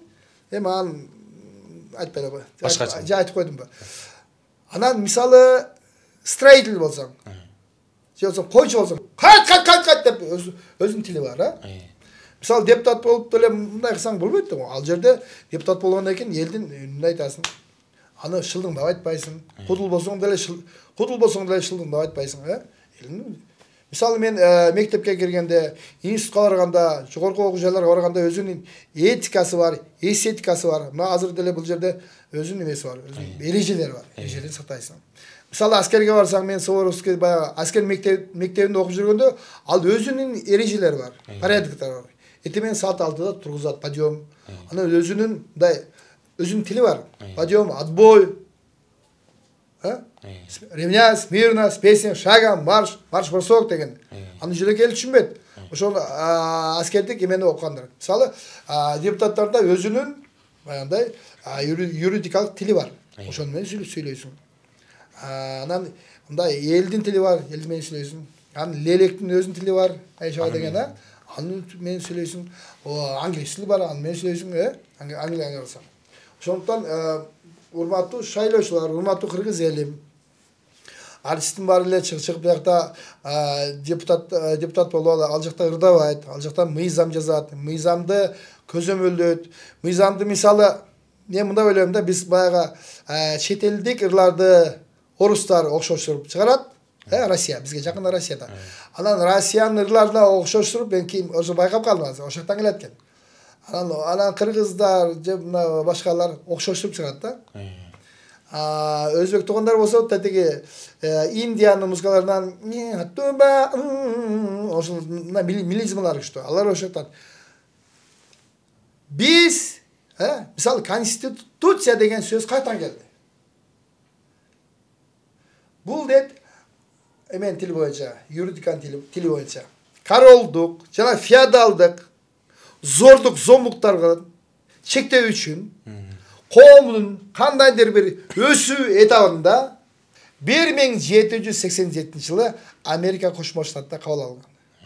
Эми ошолордун эмеси да азыр негизи биз баягы үй салсак деле евро эме кылып деле машина берсек евро, бар жагы евро, кийинсең деле евро, бирок жүрөгүң биягың демең ушул кыргыз, Тигилер мисалы Америкадан Европа көчүрдү. Европадан орустар көчүрдү баягы мыйзамды. Ошоктон чыккан өзү. Азыр демократический өлкөнүн мыйзамдарынын да эрежелерин ошоктон белгилеген. Анан орус Россиядан кыргыздар көчүрүп алды. Сөзбө-сөз эле которуп алды. Которуп алды. Эми ошол мыйзамды эме конституцияга киргизип койду. Анан ал мыйзам биздин кыргыз элине иштебейт ал. Биздин менталитет. Жок, себеби ал өзгөрө берет. Себеби деген бизде мисалы мыйзам деген мамлекет менен, коомдук коомдун турмушунан ушул маселелерди жөнгө салуу үчүн атайын кабыл алынган, ченемдик укуктук акты дейт. Бул эми мамлекет менен коомдук турмуштан. Мисалы коом деген ким? Разак айткандай, коом деген бул сени менен мен дейт. Келинчегин айтат, жеңебизге айтат. Коом деген бул сени менен мен. Сен ак болсоң, мен ак болсом, коом да таза болот дейт. Бул баягы Шубаны алгандагы сөз. Муну төрмөсү жазып жүрөт да азыр. Сен таза болсоң, мен таза болсом, коом да таза болот деп биздин туугандар эле ушуну жазып коюп туруп. Мелергечи. Афшаларга билмелерге. Ал келинчегин айткан. Коом деген зат ушул. Сен менен мен. Коом деген бул киши. Эми биз ушу Лейлектин шартына, Баткендин шартына шайкеш келген мен жөнөкөй эле мыйзамдарды жазышым керек. Мен аны көчүрүп албашым керек. Анан биздин мамлекеттин ошону аткарылышына ыңгайлуу болгон жана жашоо шартка, Лейлек Баткендин жашоо шартына мисалы, мен Лейлек Баткен окуган шалананы буюрса. Анан ошого шайкеш келген мыйзамды жазышым керек. Же ошого шайкеш келе турган болсо, кичине бир лишний жер болсо алып салышым керек. Же кошушум керек, да бир подпункт. Анын ортодогу коллегаларга мисалы үчүн мындай көп добуш менен дайырса өтүп калса, өтүш керек, неге өтпөйт экен? Ошол биздин эмебиз оңолот. Аны түшүнгөн да киши жок, түшүнгүсү келген деле киши жок да бүгүнкү күндө. Себеби бир 30 жыл мына азыр суверендик өлкө болду. Өзүчө. Ушуну ошого күйгөн деле киши жок. Лейлек Баткенге барган, мисалы, Баткенде азыр кошулду. Лейлекке барган канча депутаттар чыкты, бири да бирдеме кылган жок да. Эми кылгандыр, бирок мындай кылса мындай эмес чыгат эле да, мындай акыбалы оңолот эле да. Чындап эле мен мындай элибизге болсун деп атам. Мындай жашабыз, өмүрүбүз аз эле. Баягы жаман эркек өлөм деп коркутат дейби. Жаман катын кетем деп коркутат деген мен коркуткан эле жок. Бул өмүр мындай эртеңки күн, эртең барбызбы жокпуз деген эртең мисалы 20 жыл, 30 жыл эртеңде эле өтүп кетет. Азыр мен 55ке чыктым. Мындай кечедеги эле өтүп кетти бир күндө. Нух алейхисаламдыр Нух деген пайгамбарыбыз 1000 жыл жашаган экен. Анан ошондон сураптыр да, сен жашооң кандай болду экен? Мен эшикти ачып кайра жапкан эле болдум дептир. Ошондуктан бул өмүр өтүп кетет. Анан баягы самосуд дегенде мындай өзүң мындай контролду эметип турбасаң, эми мындай денелер жерге көмүлөт. Биздин өзүбүздүн мындай тушабыз разы боло тургандай, мисалы, жакшы сөз уксаң, жакшы ыр уксаң, ушундай эргисиң, Анан жаман сөз уксаң, жаман тобагылайм, адамдын баары эле жакшы, бирок мындай жамандык информация болуп калат. Мындай алыстан келгенде эле мындай кыйналып кетесиң, же деп аурасы деле начар болуп калышы мүмкүн. Ошо мисалы эмеде биринчи мисалы душманды, душман. Дос, душман. Бай мектепте мындай айылдарда мындай сөз бар эле, бай тойлорго чыкканда жанагыдай жерди тепсем суу чыгат дегендей. Достор укса, сүйүнсүн, душман укса, күйүнсүн дегенде элдин алды болсо көз тиет, арты болсоң сөз тиет, ортосу болуп жүрөр дегенде, ошол мен ойлоптум да. Мисалы биринчи сөз, биринчи текстине достор укса, сүйүнсүн десем, мен достор бул тарапта. Душман укса, күйүнсүн, душмандар буякта, Анан деп ойлоп көрсө, мына дос душман бир эле киши экен. Мисалы сен тааныбаган, мен тааныбаган киши мага душман боло алабы? Болбойт. Ошондуктан бул бир эле киши. Эң каттуу, эң жакшы көргөн досуң же тобагылайын эми, Кудайстан келинчегиң, досторуң. Ошол эң жаман душман болуп калышы мүмкүн. Сенин бар нерсең билет. Ошого жаманын жашырып, жакшысын арттырып дегендей, муну кыргыздын өзүбүздүн баягы үрп-адаттарыбыз, нарк насиле, мисалы наркыбыз. Мисалы нарк деген азыр сколько стоит экен нарк, Нарк насил деген эмне? Үрп-адат. Бул деген нарк насил сатылбайт. Мисалы, машина мынча турат, тиги мынча турат, тем более мындай элдин дошу вообще сатылбаш керек. Мына нарк, адам наркын сатпаш керек. Мисалы бир окуя айтып берейин, бир жигит келе жатса, алдынан 4 жигит чыгыптыр да. Анан келе жатса токтотуп, "Ой, салам алейкум" деп анан акчаң барбысы бар дептир, акча берилсе бербейм дептир. Бербесең мушташып, таяк жеп каласың десе, таяк мушташып берип, анан баягы мушташып берип, баягы 4 жигит эми бар көпчүлүктө баягы. Эме деле ушундай. Парламентте эле ушундай болуш керек. Көпчүлүк көтөрүп анан ашык жеңип калат го. Мурда деле ушундай болгон экен. Ленин убагында большевики, меньшевики дегенде. Анан ошондо анан тиги баланын чөнтөгүн кара деп турду. Таяк жеп туруп мурда оозуканага окшоп турду. Чөнтөгүндө 1 сом бар экен. Анан белгилерин чоңайтып турду 4 жигиттин жабы. Эй, келесо. 1 сом бар десең биз сага тийбек эмеспиз. Неге анттың десе. Көрсөтүп койбойсуң акчаңды десе. Деп күлүп турду. Көргөндө тиги жигит айтып тур. Мен 1 сом үчүн мушташкан жокмун деп тур. Мен кадырым үчүн мушташтым деп. Ошо кадыр бийик болуш керек. Кадыр 1 сомдон да бийик, миллиондон да бийик. Кадырдын баркыга сандай баа жок. Баасы жок. Бул деген адамдык касиет. Ошого деле Чыңгыз Айтматовдун сөзү бар. Күндө адамга эң кыйын болуу бул күндө адам болуу. Бул деле Курандан, бул деле аталардын сөзүнөн, бул өз сөзү. Ошондон биринчи душман болсо, душман биздин тилде оппоненттер болсо, азыр бизде азыр канча адам койду? 19дай. 15тэй ар кандай, мисал үчүн деп коелу. Точно айтканда. Анан ошолор достойный болсо, күчтүү болсо, мисалы күрөшкө чыксаң, балбан болсоң мындай, аркы балбан мындай күчтүү болсо, сенин атың чыгат. Анан баары күч жетпесе анда эмне чыгып эмне керек бар? Ал душманга дайрыласың, кай жери күчтүүрөөк, кай жерден сылай берет. Мисалы мен деле мен баягы ырчылыгым менен күчтүү экенмин, ырчылыгым менен дагы слаб экенмин, көрдүңөрбү? Анан эми элдин немеси ой боюнча. Анан кээ бир элдердики эмес, кээ бир элдердин ой мындай. Экинчи душман бул экинчи биринчиси душман болду, экинчиси бул эки жүздүү адамдар. Булар опасный, душмандан да опасный. Булар эмнеге? Сен менен да сүйлөшө берет. Мисалы экөөбүз депутатка койсок, сага деле мен менен сүйлөшө берет. Мен депутат болсом мен меңет кылат, сен депутат болсоң сен меңет кылат. Анан мен жөн эле Бактияр эке мен измет койдум, мен акелер болот депчи. Анан сен мен болуп кетсем, сен менен инилер болот. Азыр 200 эмес, мисалы 1200 адамдар бар. 100 бар адамдар бар, тоо кылайын мен. Кулатта кадимгидей кулат. Анан ошолор артисттерден мен билбейм, ошолор сыяктуу эле мени артисттер эме кылышы мүмкүн. Бул көп жүзү көп адамдар. Бул реальный жашоо адам. Бул сахнада эмес. Сахнада эми немис ойнойсуң, ханды ойнойсуң, бечараны ойнойсуң, алар сахнадагы артисттер. Бул жашоодогу артисттер опасный. Андан дагы опасный адамдар булар көңүлчөк адамдар, өзүнүн принциби жок.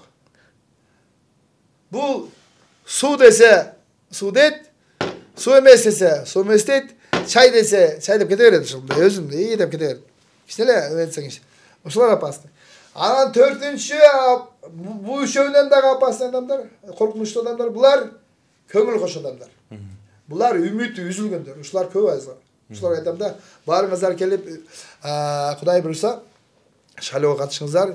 Үмүтү үзүлгөндөрдү мен Кудай буйруса, ошо программамдар үмүтү үзүлгөндөрдү үмүтүн улап, Кудай буйруса келечекке ошо үмүт менен. Надежда умирает последний дейт го. Үмүтсүз шайтан дейт. Ошо үмүттөрдү кош керек. Ошо мен дагы бир эме программамды өзүмдүн программам бири. Ошолор шайлоого да келет, башка жака да барбайт, айта берет да. Бул президент алмашса деле ошол, депутаттарын келсе деле ошол, биринен бири уже күндөн күнгө күн бетер дегендей. Ошолор дагы өтө опасный. Андан дагы мисалы бул менмин, бул душман, бул эки жүздүү, бул көңүлчөк, бул көңүл кош. Ушулар бешөөнүн дагы, тиги шайтандын да бардыгынын душманы bir düşman var. Bu nafsinin dengeli. Nafsi emez. Nafsini öldürsen anla ne yaşa görüyor. Nafsini öldürsen akçanın ne gereği var. Nafsini öldürsen nandın ne gereği var. Nafsini öldürsen üydün ne gereği var. Nafsini öldürsen sulu kızın ne gereği var. Nafsini öldürmüş ki. Nafsinin dengeli. Karmağı. Dengeli maksimum bilen minimum ortasında olması gerek. Bizdeki şupkayı ilinmeydi. Alan şupkayı hep de bilirsin. Alan tege misal Rusya payasında işlep gelip durup alan toy kılsan da şu leylenge, talasına, narınga, uşak tolgan жерге barıp toy veresin. Akşam köp olsa ulak veresin, nar verir kılasın, anan kayra gidesin. Bu nafsinin dengelini saklaş. Bundan köp olsa dağı köp gidesin. Oşoğa bu nafsinin barımızın düşmanımızda hazırlığı misal prezidentin neler düşmanı olmuş, hakimlerin de düşmanı, cünükö adamın da düşmanı, barımızın düşmanı bu nafsinin dengeli. Oşoğa bizde birle sözümünü aytıp koyuyoruz. Nafsinde tıyı deydi. Anan bizde Batkende Leylik'te de aytıp adingden aşpa deydi. Ading degeni maksimum olsa nafsinden aşpa. Nafsinde tıyı, aşpa. Yok minimumdan şupkayla iş gerek. Kuday bursa прожиточный minimum degende bizim ayıldağı жашоодагы да тапкан акчасы машина алганга, үй алганга, телевизор алганга келен жетсе, биз ошол чет өлкөлөргө только саякатка баралы деген аруу ниетим бар. Аруу максатым бар. Алар бизге келсин, биз аларга баралы. Анан nafsinin nafsi менен күрөшүп турганга Кудайым жардам берсин. Сон. Негизи суроолор көп эле, бирок баягы убакыт дагы бар дегендей. Болушунча баягы сизди ачып берип, айтайын дегениңизди айттырып, ошого багаттагы суроолор бергенге аракет кылдык. Анан баягы бизде адатка айланганда жыйынтыктоочу бир сурообуз бар. Бардык конокторубузга беребиз. Бир фантазияны күйгүзүп элестетип көрөлү. Сиздин маңдайыңызда жөнөкөй 15-18 жаштагы Бактияр болуп турат да, азыркы учурда. Ошого кайрылып бир сөздөрдү айтуу мүмкүнчүлүгү болсо, кандай сөздөрдү айтат элеңиз? мен ал Бақтиярға ештеңе деп едім. Себебі Бақтиярдың тұрмышы жағат маған. Бүгінгі күнге чейінгі еш мен мындай емем жоқ. Оңдойын деген, же башкача жашайтылем нерде мындай кыл. Азыр мисалы айттым ғой жаңағы уагында может мен эметсем, мен байлыққа кызыксам айтмак, уагында чук көп жерлерди алып байып кетмекмин деп. Мен байабаныма деле шүгүр. Азыр Кудай бергенге шүгүр. Азыр алдыңарда туруп, көзүм көрүп, кулагым угуп, мындай эл үчүн иштейин деген ниет кылып турам. Бул деген эң жакшы бактылуу. Өзү негизи атыңа жараша затың болот дейт. Бактияр деген бакыт бул кешик. Яр деген бул жолдош, кешик жолдош. Мен өзүм чындай эле машина алып алып мен бактылуу боло албай атам да. Ошо элдин баарды мисалы деңгээли мындай социалдык, материалдык, деңгээли бирдей болса ошондо бактылуу болосуң. Мисалы бир тамакты алып, бир мороженое алып келип, 3 балаң болсо, 3 баланы бирөөнү өрүп койсоң, бул бергиси келбейт, аркылар сураса бербейт. Бул бактылуу жейин десе тигилер мындай карап турат. Анан үчөөнө бирдей берсең, үчөө кандай, үчөө жесе кандай бактылуу болот да? Ошол сыяктуу да мындай тегиз болбойт эми мындай демократия. Но кичине совсем чугур, совсем өйдө болбой, совсем андай болбой, мындай тегизирээк болсо, бай шебен төгөт го жоксой. Мындай бурса тегиз болуп кетет го. Ну, хотя бы ошондой болсо, мындай билинбеген жерге жеткирсем деген аруу максат бар. Ошого мен колумдан эч келбейт. Мен себепчи болуп калсам, ошол маалда, ошол жерде болуп, ошол сөздү айтып калсам деген. Мисалы мына заслуженный артисттер боло турган адамдар, инсандар көп ала албай жүрөт. Себеби ошол маалда, ошол жерде, ошол сөздү бирөө ошол жерде туруп айтпай калып, анан булар унутта калып жүрөт да. Анамдай калганда ушуларга мисалы мерген турганга берип койсо болот. Дагы бир эмнелер бар.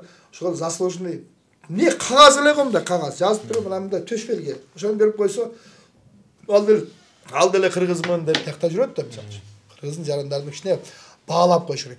Самое главное внимание кылып коюш керек. Көңүл буруу. Мисалы мектепте жакшы окугондо эле баланчы отуруп 5 десе, ата 5 алдым деп барасың, Жер калып каласың. Ал жөн эле мындай ручка менен сызып койгон мындай эле 5 деген жазуу. Ошол адам канча сүйүндү. Сулайман деген киши өтө миллионер киши, өтө бай киши. Өтө кайрымдуулук көп кылат экен. Ошол өзүнүн мындай жамааты менен, коллегалар менен отуруп, сөздөн сөз чыгып, устаздар жөнүндө сөз болуп калыптыр. Устаз келгенде атаң менен устаз бир келип калса дейт, биринчи устазды төргө отургуз дейт. Атаңдан да улуу устаз болот. Себеби сени мындай үйрөтөт нарер.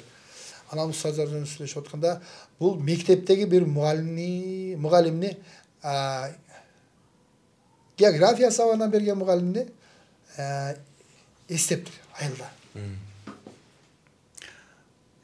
Деп анан ошол издеп таап, мисалы Лейлекте болгон болсо, ошол Лейлектин бир Агарык деген айылына барыптыр. Телефон мен билсе ошол эме мугалим ошол жерде экен, уже карып калыптыр, бирок агай, мени эстедиңизби? Десе, мен Сулайман деген баламын. Ой, мен көп эме окуучуларым көп болгон, жакшысыңбы дейт.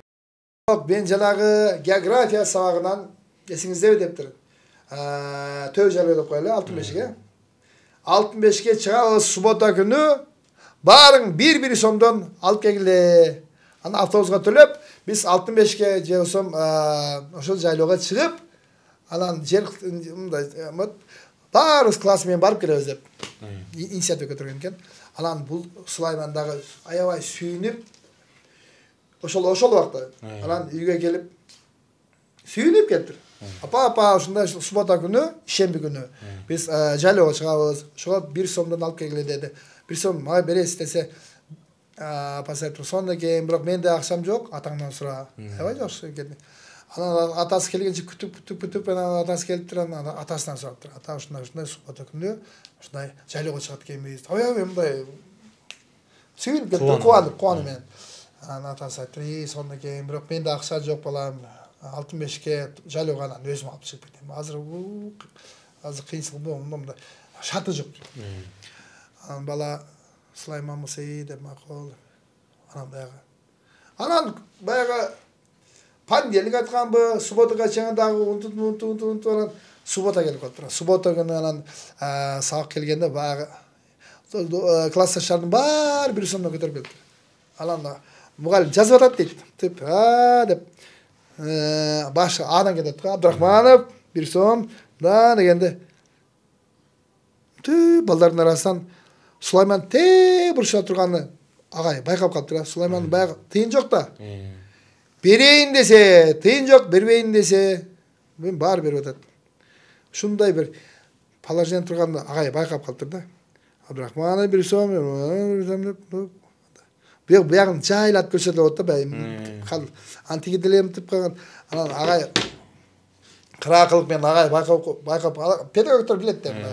Не только сабақ береді, бұлар тәрбиянында береді. Тоқтағыла балдар деп, тоқтағыла.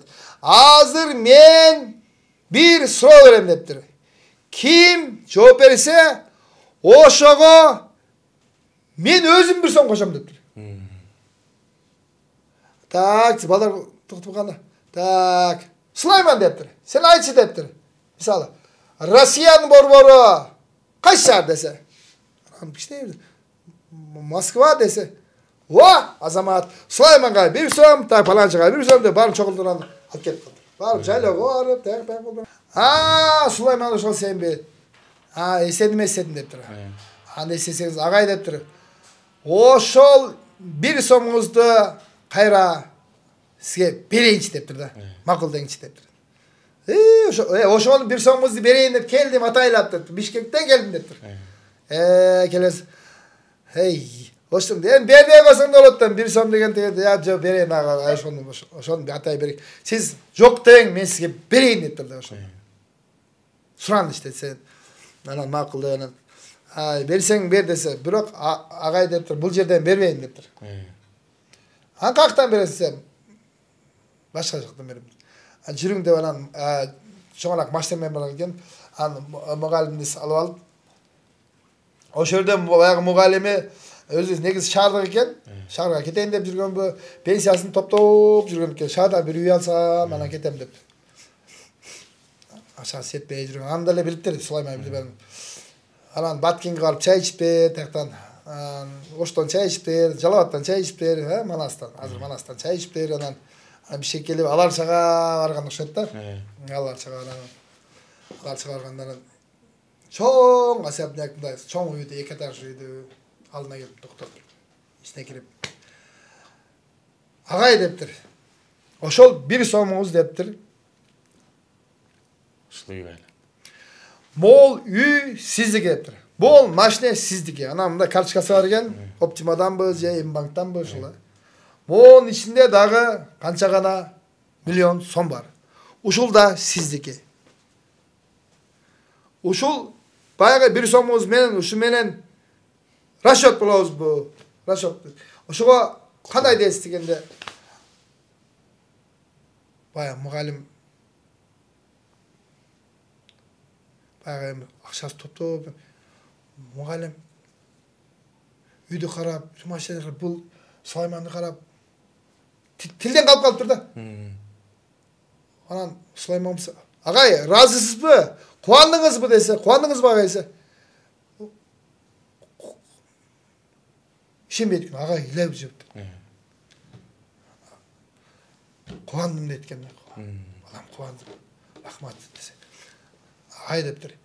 Сіз маға ошонды балдары көбінше бір сом қошқондығы мен қуанғанда қуанған жоқ сағай деп тұрды. Ушын айтсам әлі ейлі күнерім. Көзіңіз қысыр. Болды, Шалағын берсін, мен сөйлеушілер күтіп тұрады.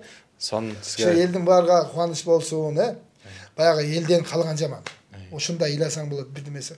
Ошонты біздің азыр бүгін күнде Лейлек, Баткен, Қырғызстан жастары бір байдың баласы бірдемесі болса, бірдемесі телефон алса, бұнда телефон жоқ, шындай теңдік болбай жатады да, ошоны бір кішкене тегізейін дегенге. Мен де өзім тегіздемеймін. Негізі мына шарт түзіп берсек, елге шарт түзіп берсек, ушул Баткен елге, Нарынға, Көлгө барына, мен айттым ғой, бір адам дене сияқты ойлы. ошондой закондор жазсак деген жакшы ниет бар. Анан ошо иштесе. Кудайым ырса бүгүнкү бийликтегилер жакшы деп атат. Негизи эми акты ак, баягы көктү көк, жашыл жашыл дегендей Кудай буйруса иштеп калат деген аруу максаттары бар. Ошону Кудайым кабыл кылсын. Силерге да чоң рахмат. Чоң рахмат. Ой зона, ой зона. Эң күлүк адамдын баягы ой экен, ой бекер экен, ушундай жакшы нерселерди ойлой берели, жакшы кыялдарды кыялданалы, жакшы үмүттөрдү кылайлы, үмүтүбүз өчпөсүн, кыялдарыбыз боло берсин. Адам кыялданганда эле кыйла жеңилдейт да, кыйла жашарат. Баягы анан эчтеке болбойт, ушундай экен деген чөгүп анан ушундай. Кудайым баарыбызды, биз баарыбыз Кудайдын кулубуз. Мен мисалы Кудайдын кулу, ошол лейлектин кулуну ошол сон анан бир нерсени эсибизден чыгарбашыбыз керек. Менин бүгүнкү күндөгү мен баарыбыздын эле, баарыбыздын генеральный спонсор бул Кудай Таала экенин унутпашыбыз керек. Ким Кудайды тапса, ал баарын тап дейт. Ким Кудай жоготсо, ал баарын жоготот дейт. Ким мисалы үчүн Алла Кудайга мындай сөзү менен эмес, жүрөгү менен ишенсе, ал сөзсүз бактылуу болот. Ошондой эле ким кайсы депутат, мисалы кандидатка мисалы сөзүгө эмес ишенсе, ошол эл бактылуу болот. Ошол элдин тагдырыга, ошол депутат, ошол ишенген адамы, ошол сөзсүз түрдө мындай жардам тиет. Жүрөгү менен. Ошол эл шайласа, жалагын колунан эле иштейт. Бала иштейт билсе, Кудайым жолун ачпай берет. Себеби эл үчүн келатат. Ошондуктан Кудайым колдосун, бизди эки дүйнө шерменде кылбасын. Чоң рахмат. Рахмат. Аллах барк. Мен да кыска коштошуп коеюн. Сизге да бир жолу ыраазычылык билдиребиз. Ушундай баягы тар убактыңызга карабай бизге убакыт бөлгөнүңүзгө. Жакшы сөз менен жыйынтыктайын. Сиз айткандай, биз деген демекчи баарыбыздын биздин ушул элге бир кызмат кылалы деген жакшы аруу тилек максаттарыбыз ишке ашсын. Кайрадан амандашканга чейин жакшы туруңуздар. Мен баягы демөөрчүм дагы. Мен спонсорум да эл да. Генеральный спонсор Алла Таала, анан жердеги филиалдарды эл. Элден алам, элге берем. Ушундай эле да. Чоң рахмат. Элибизде тынчтык болсун.